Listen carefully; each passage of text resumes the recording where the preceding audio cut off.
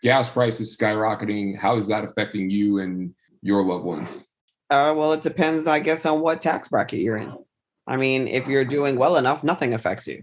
If you are paycheck to paycheck, this is going to have a direct impact on your day-to-day activities. I mean, gas is $5 a gallon. And if you're in an SUV, you know that that's $80 to fill up pretty much twice a week. But we have multiple cars, and one of them is like an eco-friendly Toyota Corolla. And I just drove back and forth from DC for a total of $60. Oh, nice. 4 hours Is there, it a 4 hours hybrid? back. And I filled up once going down, once going back, and I still had gas left both times. But, I guess that's part of some level of privilege is that, yeah, does gas prices affect us? Yes, but I think it affects us differently.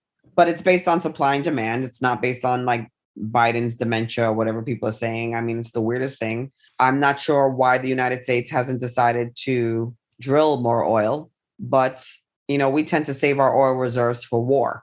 I guess it's a matter of whether or not we entered this war will decide whether or not we start accessing those oil wells. Mm-hmm.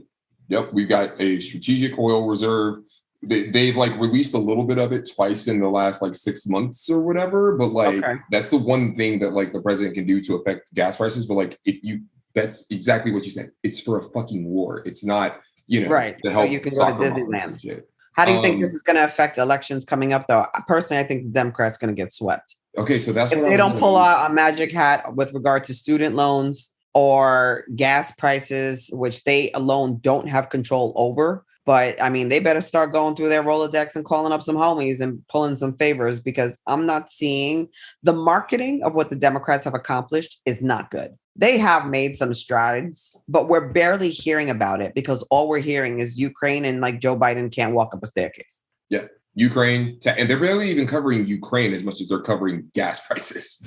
Right, So because gas prices are Americans, dominating the conversation. selfish as usual, Yeah, cared about the Ukraine right up until gas prices went up.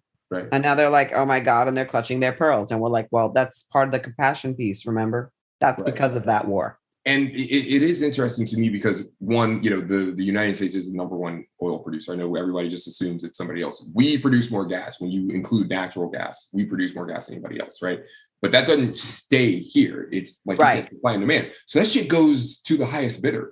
So unless Joe Biden says you're not allowed to sell this to anybody but us, then what are you going to do? And then all those companies are going to be suing the government because they're losing out on money because there was somebody else who was going to pay more to ship it all the way to them.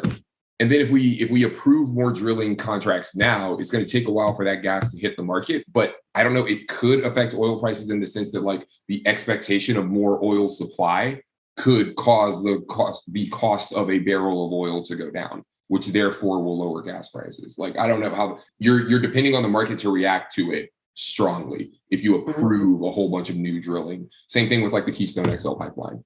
Right. Yeah. Which, by the way, only I think a portion of it fell under Biden's administration, by the way. It wasn't going to be active for another year or two anyway. So that's not really where the problem of the whole thing lies on the Keystone. I've been seeing that argument coming around, but it's just genuinely not a legitimate argument. Donald Trump had 4 fucking years to approve it. He's your messiah. He had 4 years. I get it. You're mad Obama never got around to it. Susan Rice got busted for, owning like $600,000 worth of stock in Keystone when they were trying to push that through. People forgot about that. And then Obama was out, and I know all the Republicans thought they were going to get this done. And Trump had 4 years to sign a piece of paper to approve it, and it didn't happen. Right, but we're going to have selective amnesia about that. But we're going to all, lose our minds now over gas prices.